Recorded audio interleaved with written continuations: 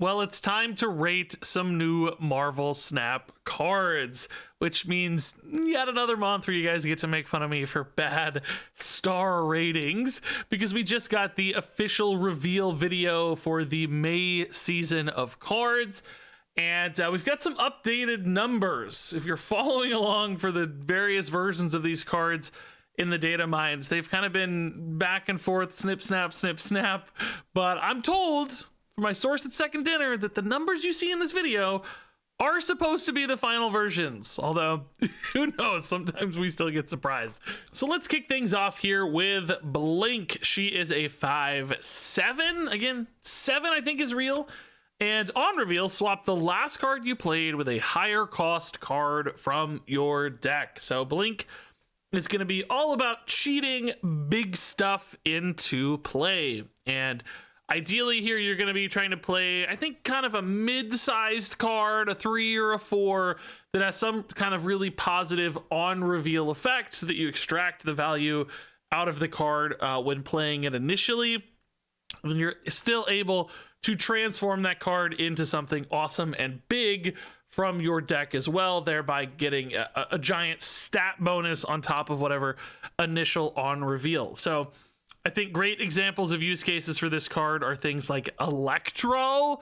For Electro ramp decks, you play Electro on 3, he ramps you up to 5. Blink is, of course, a natural follow-up. You turn that Electro into a Doctor Doom or Infinite or whatever like crazy big thing in your deck, and you don't have to realize the downside on Electro number 1, but also just turn that 2 power into some kind of crazy amount of power. Another like natural fit in kind of a ramp package might be something like Jubilee. 4-drop on reveal, you get a big thing, then you still turn the Jubilee into something bigger. So I think this is like a home run fit in Electro ramp decks. It's just like absolutely what you're looking for in that kind of deck, and those are already solid meta options. They're not like at the tippity top of the meta, but they're things that people win with. I had a great run with a blob ramp deck just this week. So I think another angle for this is more like dedicated on reveal, particularly in combination with something like Ravona. We've already played some of these kind of Ravona on reveal sort of decks, so a 4-cost White Tiger is like the absolute freaking dream for Blink, because you get that awesome 8-power Tiger, and then you turn that White Tiger into something bigger. And importantly, because the White Tiger is at 5 already, Blink's gonna be looking specifically at 6-cost cards, so you know you're gonna get something big and awesome. When we look at cards like Electro in that previous example, right, there is actually a range there to consider for Blink. Like Electro could turn into a 4, a 5, or a 6. And sometimes you're gonna hit a 4, which is a little sad, instead of hitting the 6, which might be amazing. Obviously, you can kind of try to build your deck around that in many ways, but you're probably at least going to have another 5 in an Electro ramp deck, like a Sandman or a Vision or something, which is still a great result. Don't get me wrong. Turning your Electro into a Vision is not a problem, but it does just give you a little bit more of the variance of that range of costs, where if you have something like White Tiger specifically, it's isolating you into 6. So I do think there's something really cool with that kind of Ravona on reveal package to build around Blink as well. Now, thirdly, from sort of a less synergistic or dedicated standpoint, I think you have kind of like general use Blink, which means, say it's like turn 4 and you play a 3-drop and a 1-drop, and you finish on the 1. It's a Thanos stone, whatever, right? We don't know. And you just take a flyer basically, and you say, okay, I finished on a stone. I'm going to play Blink on turn 5. Maybe that stone turns into a 6-drop. Maybe that stone just turns into a 3 or a 4, and I'm still happy that I got myself a nice little upgrade. So using Blink as a way to kind of take some high roll opportunities, just gamble a little bit and see what you can hit, sort of in a Lockjaw vein, like you'd throw, stones into Lockjaw. Obviously, the smaller the card is, the more that range of targets. You could just get a 2-drop and maybe not be that excited about it. It's still an upgrade over a 1-drop, but remember, there is the opportunity cost of playing Blink on turn 5. And although she's fine, especially at 7 power, there is, of course, the option to sometimes just make bigger, better plays on turn 5, so that may not be worth it. But that's at least an idea, like keep that kind of pseudo Lockjaw thing as an option. I, again, don't actually think that's how this card will be played. I think ultimately the Lockjaw worked because you needed multiple chances to hit that big thing. Blink just kind of gives you that one chance and also just costs a lot more to get running compared to the old days of a 3-cost Lockjaw. So, ultimately, I don't know that this is a card that goes in every kind of deck. It's probably going to need to be specifically catered towards Blink's effect from a deck building and a play line standpoint. You need to play things in the right sequences and stuff. So that said, the perfect fit for Electro Ramp. I think a really good fit for some kind of Ravonna on reveal package. Both of those could actually be viable options for Blink. So not a card we see everywhere, but a very powerful card in her specific decks. Potentially cheesing out some pretty crazy big stuff when she does land on time. So moving on here, we have Nocturne 3/5. You can move this once. When this moves, replace its location with a random new one, combining Nightcrawler and Scarlet Witch's effects. I'm told, I think this is their daughter. It's actually really their daughter this time, not me just theorizing. And I actually like this card a lot. I don't think it's necessarily the flashiest effect or card, it's effects we've seen before, but I do think the randomness of the location replacement is actually really fun. And it is somewhat noteworthy that this can happen multiple times. If you move this with some sort of outside effect and, Heimdall it or whatever, Nocturne can go off again, so she can only move herself once, but that is an effect that can be repeatable with outside influence. But I think this card's just good, solid option for things like tempo move decks. We have this package already. The Angela, the Jeff, the Elsa, we got Spider-Man in there sometimes. We got Silk in there as a classic example. Of course, that kind of evolves over time. But that sort of core of I want to stack up a location with Elsa and Angela to scale them up and then still be able to pivot out to create space and openings to continue stacking up and scaling those stats, that has been an absolute recipe for success. And I think Nocturne fits in from a curve standpoint absolutely beautifully there. The targeted move of this is really nice. Doesn't maybe have the kind of upside of something like a Spider-Man, because sometimes that can double proc your Kraven, moving your opponent's card and your card, but you have control, and we just know that being able to control your movement is already really valuable. Nightcrawler is not a card we see a lot today, but has popped up historically a ton across Marvel Snap, and Jeff, of course, and Vision are both great cards because being able to influence where that power goes is really useful. And I think at 5 power, that's nice for Nocturne. Okay, man, I'm going to be able to really shift this around, catch the opponent off guard, contest those closed off locations that I otherwise couldn't get to. It will, unfortunately, in some cases, open up that location to your opponent because it changes it. So if it's like Sanctum Sanctorum or whatever, but you can still do it on the final turn, and make some spicy plays. So ultimately, I think this card's just super flexible, fits into meta packages really nicely. Of course, there's the Surfer stuff you have to talk about always for 3 drops. I think it could be fine in there as well.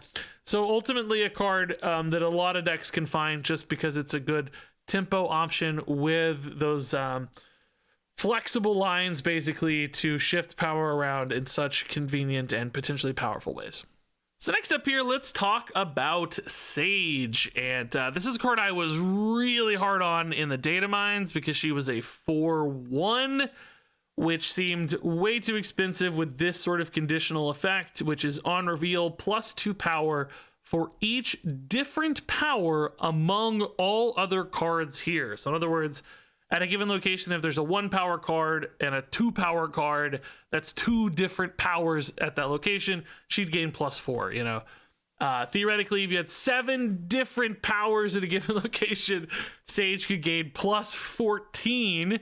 I don't think that will basically ever happen. It's number one, hard to fill that many locations. There might be some zoo metas and stuff out there where that happens. But often when that happens, it's with repeating sizes and stuff, So there's a lot of 1/2s, a lot of 2/3s, a lot of 3/4s or 5s or whatever. So you might see multiple 5s, and then she's not scaling off 2 different, the 5s are the same, so you lose a slot. You might have some 1/1s and stuff filling in gaps from time to time, rocks, whatever it is, right? It's common to see repeated values, of course, the more full a location gets. So, I think on average, on turn 3, I actually think it's going to be hard to get Sage big at all. People tend to spread cards around. You can kind of force it yourself a little bit. Maybe hope to get a 1 and a 2. Maybe your opponent plays across from you and you've got, maybe a 3-6 on turn 3, but I don't think that's going to happen consistently. I think often like a 3-4, which not great, right? It's okay. You're not excited about it though. On turn 5, on turn 6 though, there's certainly stages of the game where this can more reliably probably hit 3-8, 3-10, which gets into a lot more exciting sort of size. I think the question is just how much do you have to build into and force this yourself? Like, do you have to construct the deck to do this? You just kind of trust the process on the game unfolding in a way where you're going to find moments to make this big enough? That's a question for me. I mean, there might be some decks that just kind of naturally dump a lot of different cards. You know, you get some squirrels and then you get a Mysterio and, you know, you get a Dazzler in there and it's like, okay, cool. I'm playing this flood deck. I'm just filling up with stuff and my Sage is just going to naturally get pretty big. Could be a payoff in that kind of deck. Alternatively, I think a Silver Surfer deck's pretty interesting, particularly Sarah Surfer, where you're probably holding this until your final turn. And then you're able to really take a look and pick the perfect spot for your Sage to go. There is probably going to be some moments where it's like the best spot for Sage as far as like scaling her up is not necessarily going to be the best spot for her power to influence the game. In other words, like I need Sage over here on the right because that's where I'm behind. Because I got like one big crazy card there, but she's not getting big there because they only have one big crazy card. I need them to have like 3 or 4, right? So there will certainly be matchups and metas where if you're only forcing this yourself, you know, you might be getting a 3-8, which I guess is still good, but I think often will have some risks. But you know, anyway, on turn 6 with Surfer, there will definitely be moments where you can make this big enough, I think, to be a pretty substantial impact. It could be in that like Gladiator plus range as far as power output is concerned. And then also, of course, we have like Mr. Negative decks as well as a consideration for Sage as a 3-0 in particular. That 0 cost is a great spot for Mr. Negative decks running Jane. Now she fits in the Jane, whereas the 4-1 spot, she did not fit into a Jane. So that's something to think about. There's also like Ravonna packages as well. So anyway, long story short, I hated this card at 4-1. I actually think this card's pretty solid at 3-0. I think it has a lot of different angles. I'm still worried a little bit about the situationality of this and like finding the right moments for it. But I think there will certainly be metas where this kind of rises and there's like a lot of floody type stuff and it becomes really strong and a big threat.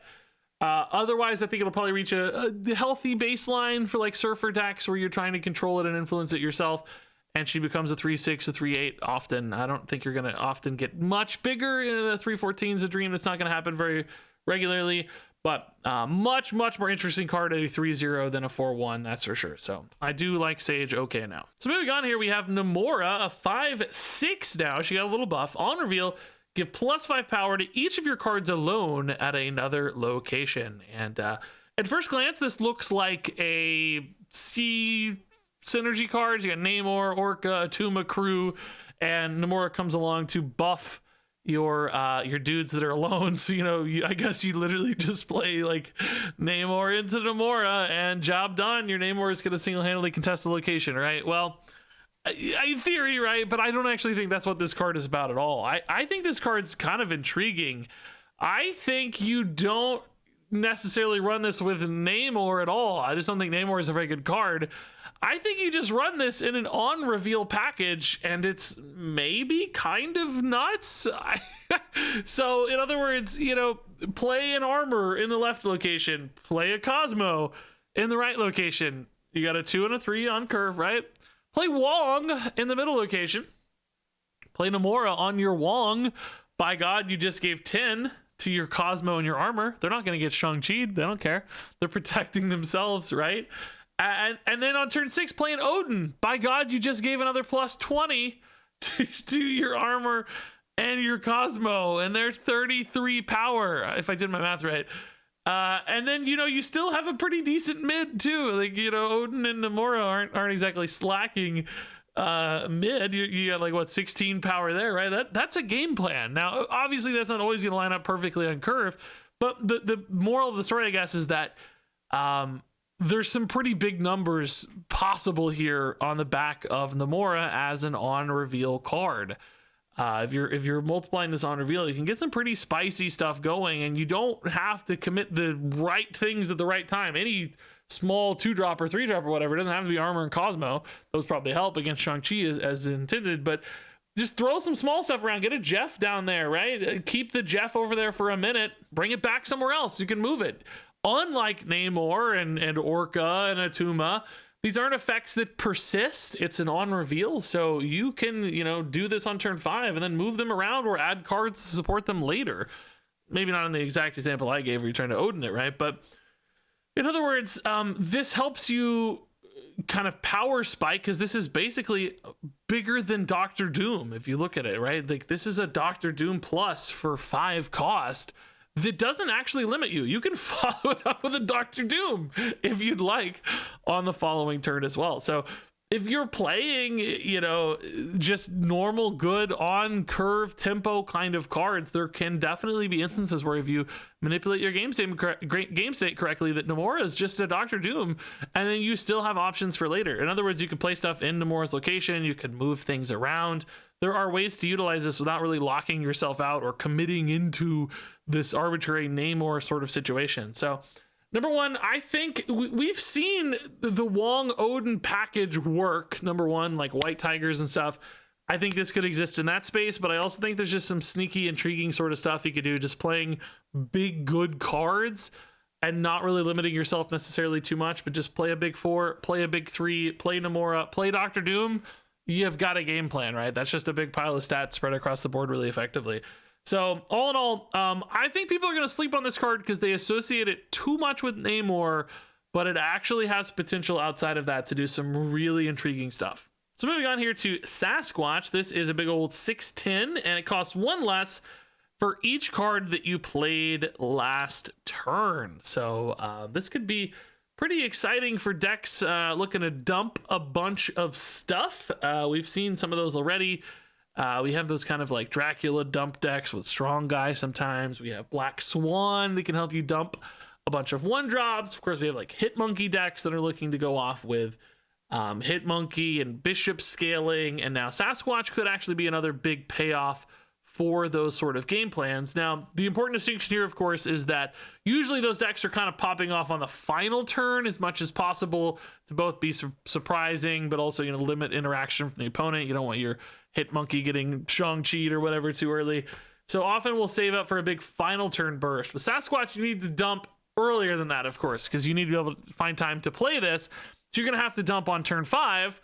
But I still think there's some pretty interesting lines. Even just like turn 5 Mysterio Hit Monkey is a pretty good turn 5. That counts as 4 cards played for your Sasquatch, making this a 2/10 on your final turn. Like, that's actually a pretty big spike on the final turn alongside some other sorts of things, right? If you play like a Black Swan on turn 4, dump a bunch of 1s on turn 5, make that Sasquatch super cheap for a turn 6 play as well. Play it alongside a Blue Marvel even. Who knows? Like, you got some zoo options there. And I think beyond that even is just like a 5/10. This is just a 5/10. And we don't really have a lot of good like 5/10s in Marvel Snap. If you look at 5-drops, they're often in that like 5-7 range. And any that get big, like Dr. Octopus, Red Skull, have really notable downsides. But this is finally a 5/10. You just play a 4-drop, and then you play a 5/10 Sasquatch. That's shockingly relevant, I think. I think some decks will love that. It's actually pretty great with Shuri in particular. Just play Shuri on turn 4, Sasquatch on turn 5. That's actually fine. That's a 20 power Sasquatch. That's really, really good without all the risk of something like a Red Skull, for instance. So, I don't know, man. I think there's both dump lines, but also just sometimes a 5-drop. And then, you know, turn 3, you play a 2 and a 1. You can play your Sasquatch on turn 4, right? It doesn't have to be 0 for it to be an interesting sort of card. So, could this just weave into any deck that's, you know, playing multiple cards per turn so that it's occasionally a 4/10 that they can play down? I think it could, yeah. So, a lot of these, like, tempo decks, Kitty Pride basically always takes a cost off the Sasquatch as well. So any of those that are weaving together multiple plays might just find room for Sasquatch anyway. It doesn't necessarily have to be a deck dedicated explicitly to some kind of dump game plan, but that also exists as a specific synergy for this one as well. So all that said, let's rate these cards from 1 to 4 stars. Blink is a 4-star card. Nocturne is a 3-star card. Sage is a 3-star card. Namora is a 3-star card. Sasquatch is a 3-star card. So yeah, I think all of these are actually pretty playable, decent cards. Sage was a card that probably would have been 2 stars or worse as a 4 cost. I just think that gave her so much fewer homes, but now that Surfer and Negative open up, that really potentially helps out Sage. I think Namora people are going to sleep on. I think Sasquatch has a lot of interesting utility. Nocturne just feels like one of those cards that goes in a ton of decks. Could arguably even be 4-star, maybe. There's just so much to do with this one. But Blink is, I think, the most kind of like interesting build around power spiky sort of card. So I definitely gave her the distinction here for 4 stars. That said, I'm curious what you all think. Which of these are you most excited to try? Which ones of these do you think are going to break the meta? Is Namora actually any good, or am I stupid? Share all those thoughts and more down in the comments below. But until then, thanks much as always for watching, and until next time, game on.